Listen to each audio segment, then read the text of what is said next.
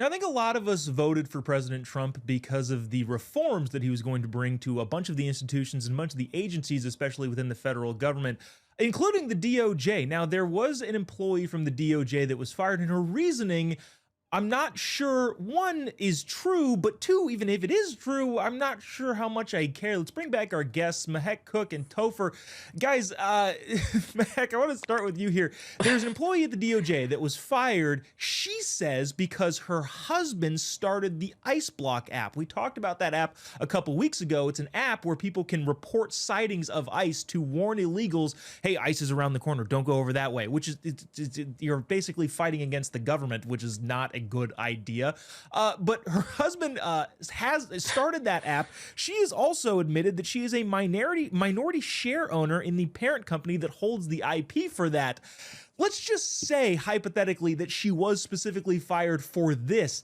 How much do I care as a citizen, especially if you have, even in states like California, at-will firing, you can be fired for anything. I don't think I care all that much. What about you? I don't care either, and she deserves it. I mean, she got a termination notice with a side of justice.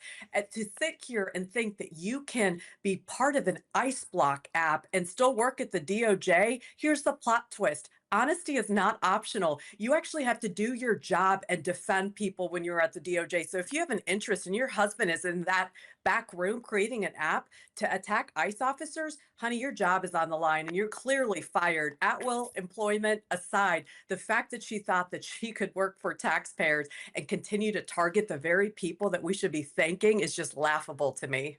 Yeah, great point. Yeah, and Topher, she claims that well, my work at the DOJ is definitely unbiased, and as if we should all go, oh yeah, totally. You know, you just happen to be married to a guy who wants the invasion of the United States, but also I'm sure the work at the DOJ is totally unbiased. What are your thoughts?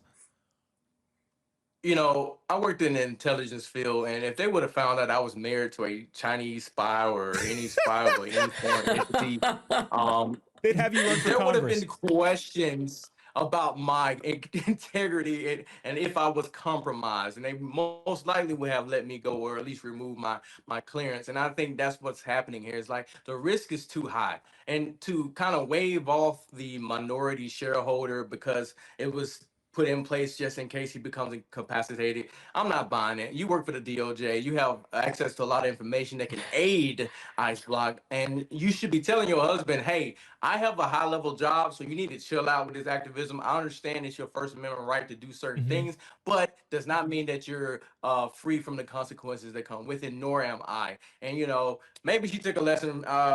Maybe they should take a lesson from the Strumner CEO that we saw at the Coldplay concert, and realize, oh Lord, they caught me. I need to do something different.